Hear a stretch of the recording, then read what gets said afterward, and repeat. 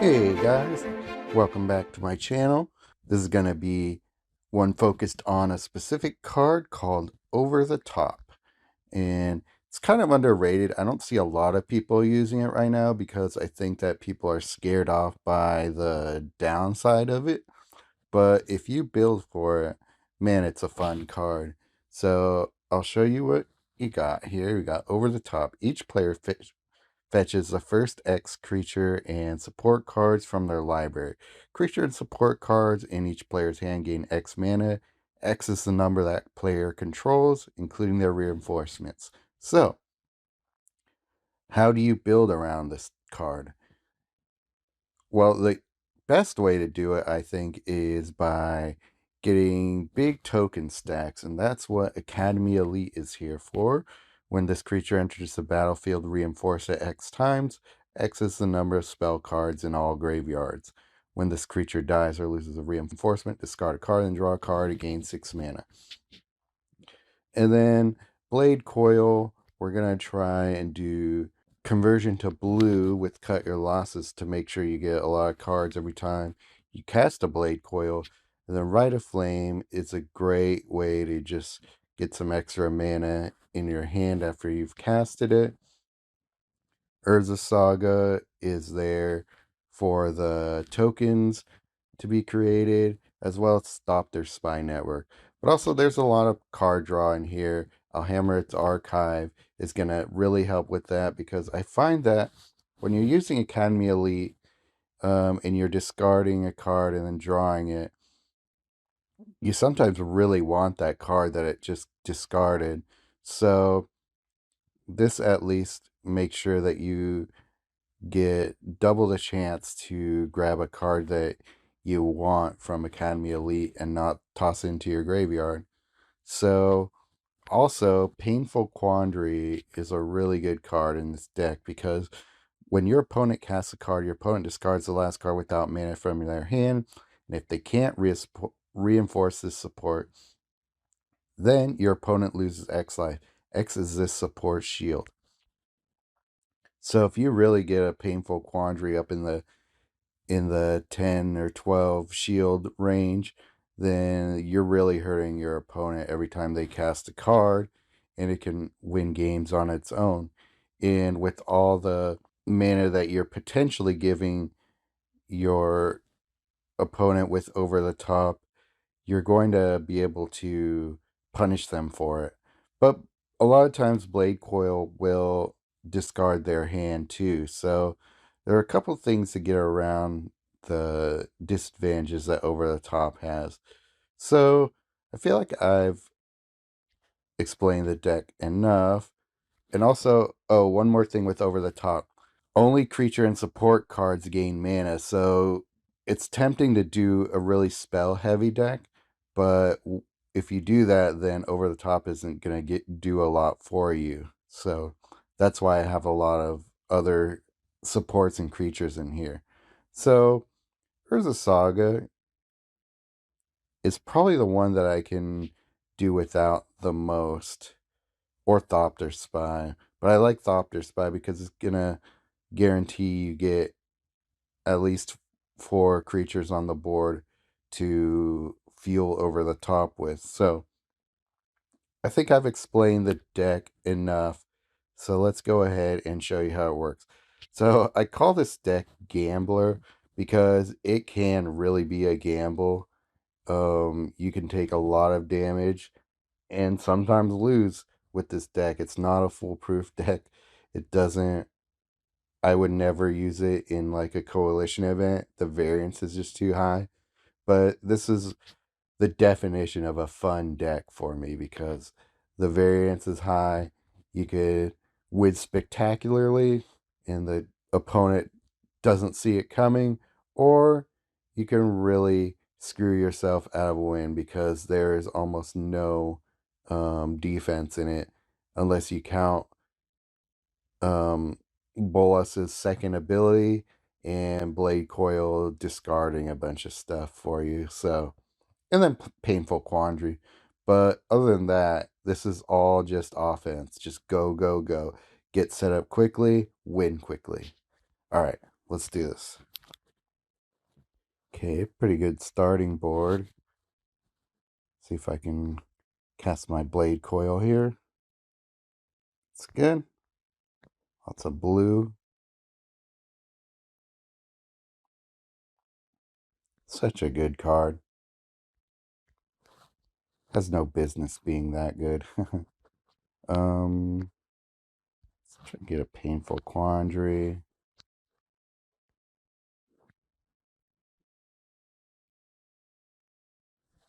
Nice.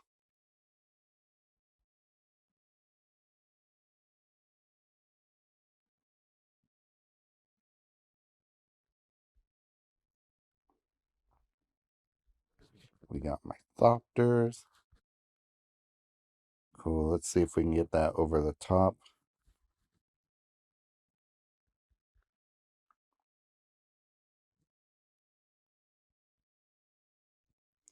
And the Construct, which is good.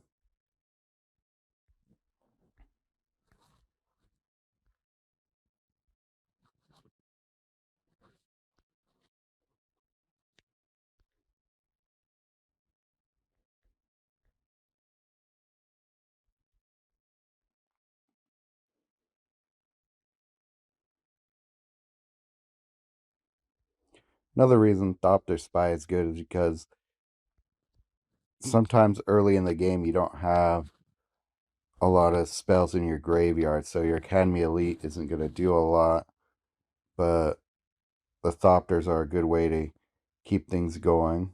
So we got our Over the Top, and we got Academy Elite. See, there's only 4, which I guess is not terrible, but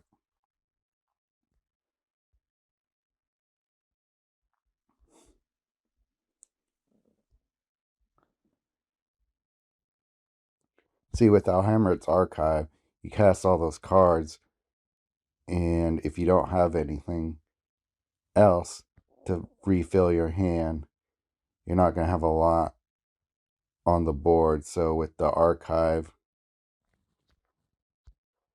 you get all this stuff on the board for yourself.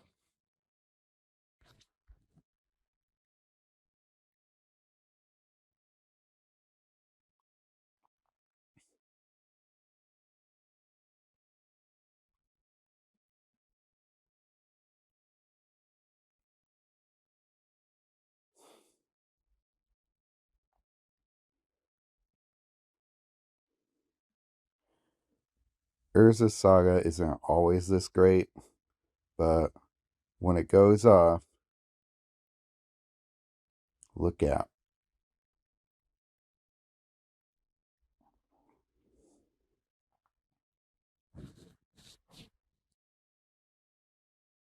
Don't need Blade Coil right now.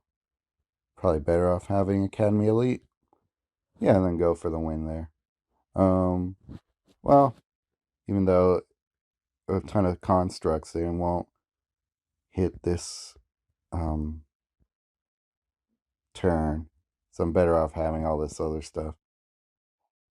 It's the only thing with Archive that kind of sucks is that it doesn't give the second card you draw mana when you pull a Blade Coil.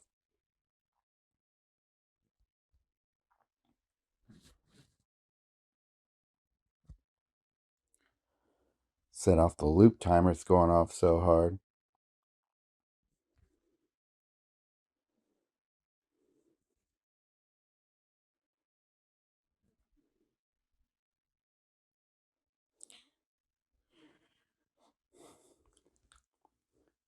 See, this is the power of the deck. If it goes off, it really goes off, but sometimes it really fizzles. I mean, we had an excellent starting board position, and the game was really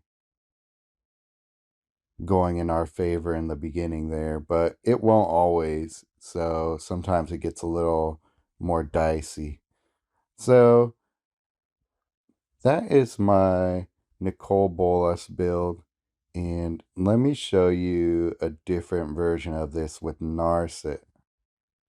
Okay, so here's my Narset version, and to be honest, I haven't played this one that much, so there can probably be some more tweaks to it to make it better, but to get stacks, we are going with Hallowed Haunting and Rumor Gatherer. And with all the supports in here, Hallowed Haunting should be able to get a lot of spirits created with everything going on here. So we got Rite of Flame, the Kami. What new cards here are the Ruby, Pearl, Kami War for some defense, and I think instead of Portal to Phyrexia, I'll put in a Circle of Confinement because it's a little bit of defense and it will cast no matter what, which will keep the Hallowed Haunting going. So even if if it can't target a creature or there is no opposing creature, it still gives us an advantage if Hallowed Haunting is on the battlefield.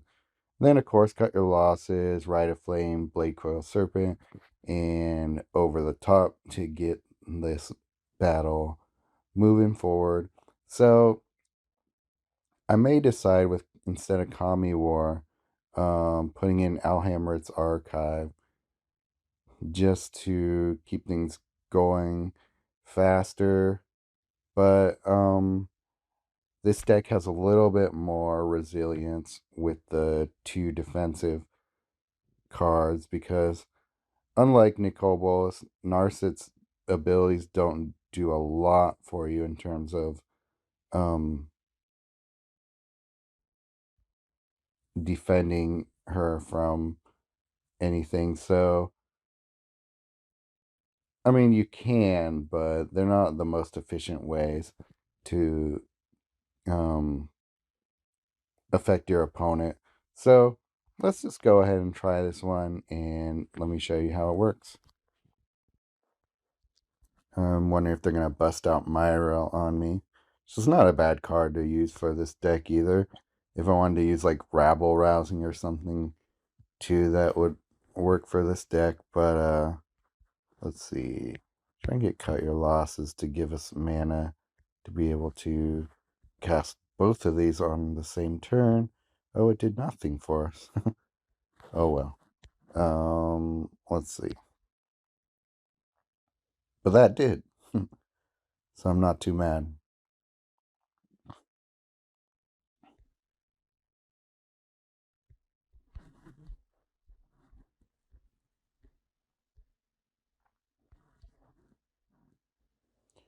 Great second ability she has.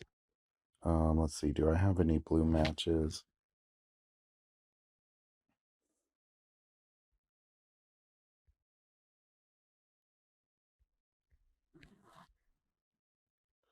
A lot of times I'll save Blade Coil for when I have blue or black matches.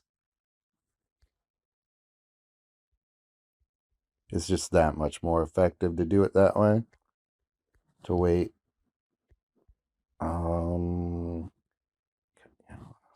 Okay. There we go.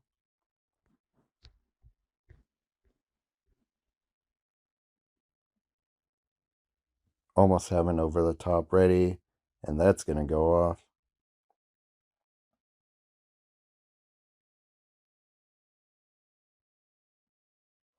Forget that your Hell Haunting can make your guys blockers. Okay, I see what they're trying to do with there. Yeah, they're trying to make Artifact Soldier so that her third ability eats them all, but I don't know if she'll have a chance to. We're going to get our loop going here. 2 Over the Tops. That's interesting.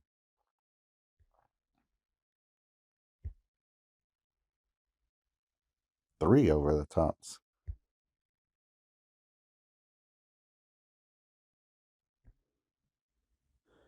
Well, we might actually win this turn. Not quite, but let's see. This will be fun if we can get all of our Over the Tops to go off right here. I don't think it'll happen, but maybe. Oh, yep. Look at that. Too bad it's only doing after one turn. Or one card at a time, but if I set that up a little better, I don't know. Maybe it wouldn't have all three gone off anyway. But yeah.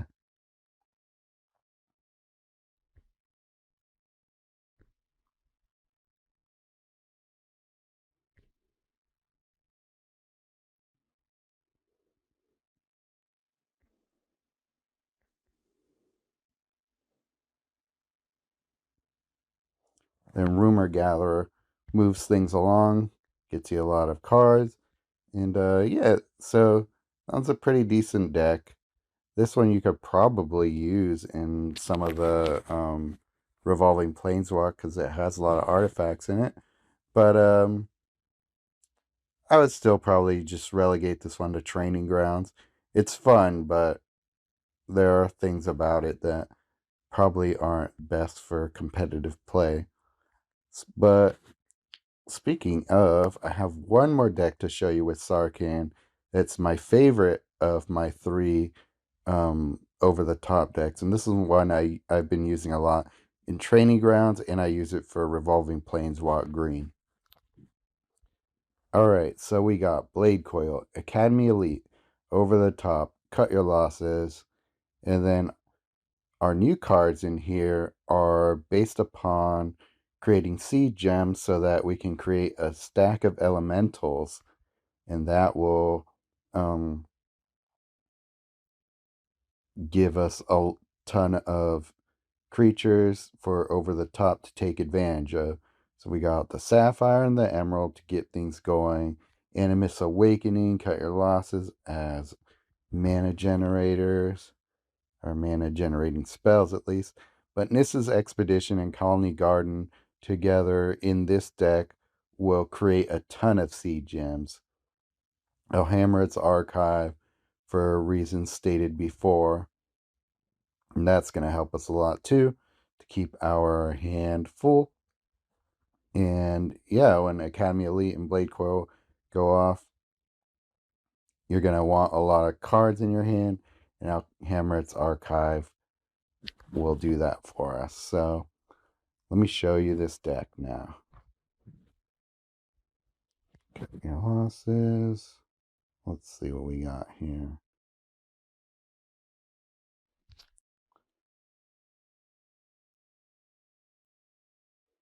No Blade Coil, dang it. He missed a 5 slot.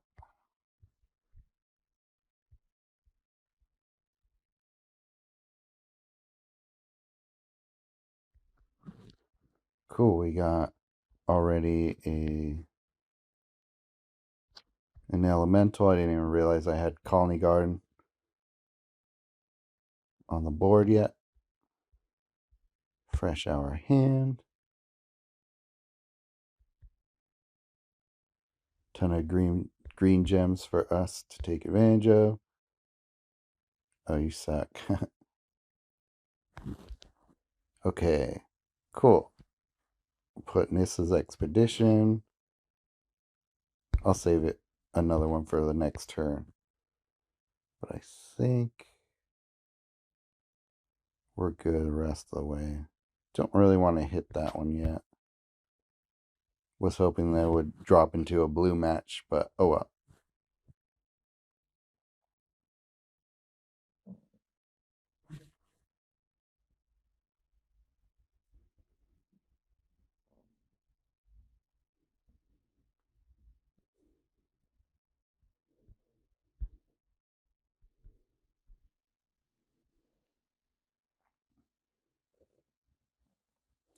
See, with Nissa's Expedition, every time I cast a card, I seed a gem. So we converted to green and I hit a seed gem and filled up everything. So gonna start with the Nissa's Expedition. It's kind of fun just to give us that trample. It's not necessary, but it was fine. Yeah, all right. So I got a full hand, and at the end there, we're gonna cast an over the top, which is gonna give us another full hand. Colony Garden. So I'm just seeding a gem every time I cast a card, which is then stacking up my elementals, which is then going to fuel my over the top.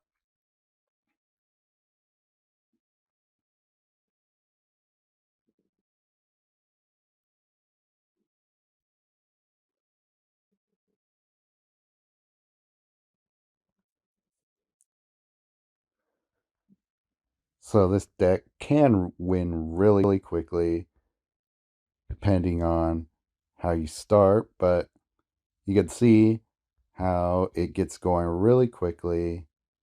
Doesn't take a lot of effort like some of the other decks that I've shown you. So I hope also that has convinced you to get more PMA green cards, because right now they are some of the best in standard for getting your green decks really moving. And yeah, um, that's the key to building with over the top. Just have way more creatures stacked than your opponent. Get it out quickly before they have a lot on their board to give themselves an advantage with over the top, and just have way more stuff on the board than them before you cast it. And it's a really fun card, and it's not gonna kill you all the time. All right. Well, if you guys have budget versions you want to try and build for that maybe aren't full of all the mythics like I have here, just look for cards that efficiently create token stacks for you. I mentioned rabble rousing earlier. That's a good one. Um, I know I'm missing a few. Oh yeah, Myrel, if you want to build around that, because she builds a lot of artifact constructs for you. I'm sure there are other cards I'm missing right now. There's that. I can never remember the name, but it creates tokens every time you cast a spell. So that's going to be a good one. Yeah. All right. Hope you guys have fun with that card, and I'll see you in the next video.